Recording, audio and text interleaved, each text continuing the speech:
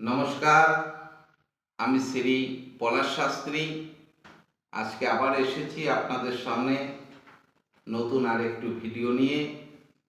এর আগে এই চ্যানেলে আমি দুটো ভিডিও করেছি, আপনাদের নিশ্চিতভাবে জানিয়েছি রাশি এবং কোন রাশির অধিপতি কোন গ্রহ এ সম্পর্কে অনুধাবন করিয়েছি।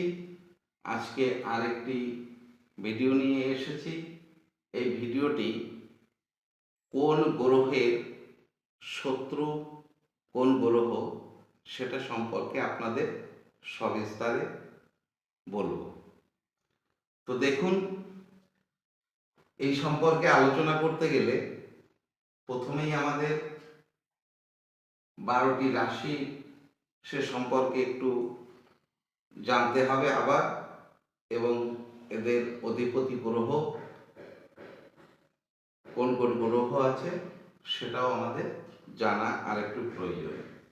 তো দেখতে পাচ্ছেন, আমাদের জন্মছক বিচার করতে গেলে আমাদের একটা জন্মকুণ্ডলী বিচার করে থাকি।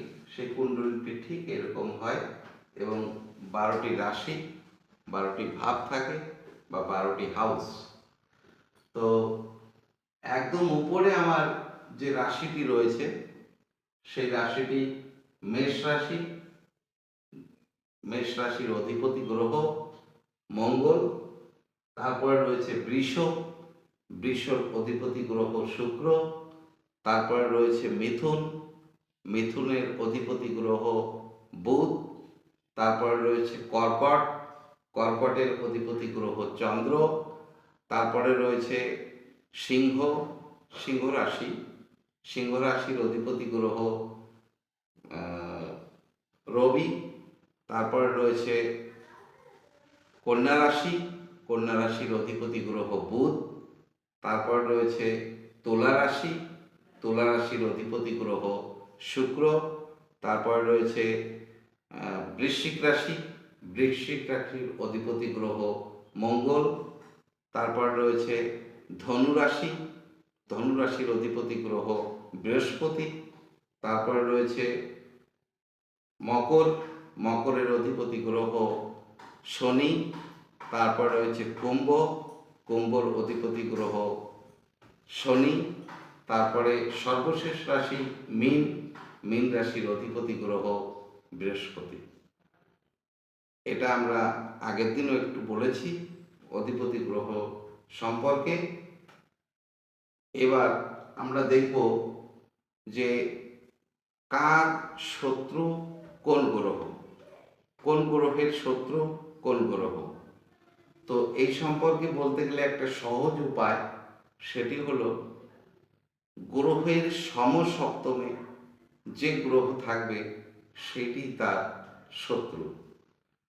তো এই রূপে দেখুন, আমি এখানে আরেকটি ছক দেখিয়ে দিয়েছি যে শত্রু কিভাবে হয়। দেখুন, এখানে দেবপক্ষ একটা আর অসুর পক্ষ একটা। তো এই সম্পর্কে বলতে গেলে আরেকটি গল্প কথা মনে পড়ে যায়, সেটা হচ্ছে রাহু এবং কেতুর কথা। তো সেই পৌরাণিক কাহিনী যে যখন দেবপক্ষ অমৃত পান করছিলেন, সেই সময়ে অসুর গিয়ে সেই দেবপক্ষের মাঝে দাঁড়িয়ে সে অমৃত পান করছিলেন লুকিয়ে লুকিয়ে, লক্ষ্মী অমৃত পান করাচ্ছিলেন।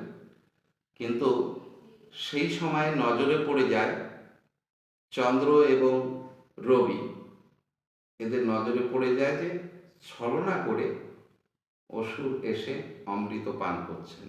অমৃত পান করা অলরেডি হয়ে গেছে। তো হয়ে যাওয়ার পরে যখন ইন্দ্রকে জানিয়ে দেয় যে অসুর এসে আমাদের মাঝে অমৃত পান করছে, তখন তার সুদর্শন চক্র দিয়ে মুণ্ড ছেদন করে দেয়। মুণ্ড ছেদন করে দিলে দুই ভাগ হয়ে গেল। দুই ভাগ হয়ে গেলে তো অমৃত অলরেডি পান করেছেন, যার জন্যে মরেনি। তো তাদের সমসপ্তমে রাহু এবং কেতু রয়ে যায়, সেই জন্যে এরা দুইজন পরস্পরের চরম শত্রু। তো দেখুন, দেবপক্ষ বলতে গেলে রবি, চন্দ্র, বৃহস্পতি, মঙ্গল, কেতু। অসুর পক্ষ হল শুক্র, শনি, রাহু এবং বুধ। এই হলো আমাদের দেবপক্ষ এবং অসুর পক্ষ। এদের মধ্যে রবির মধ্যে দেখুন, এখানে আরেকটু করে আমি ভালো করে বুঝিয়ে দিই।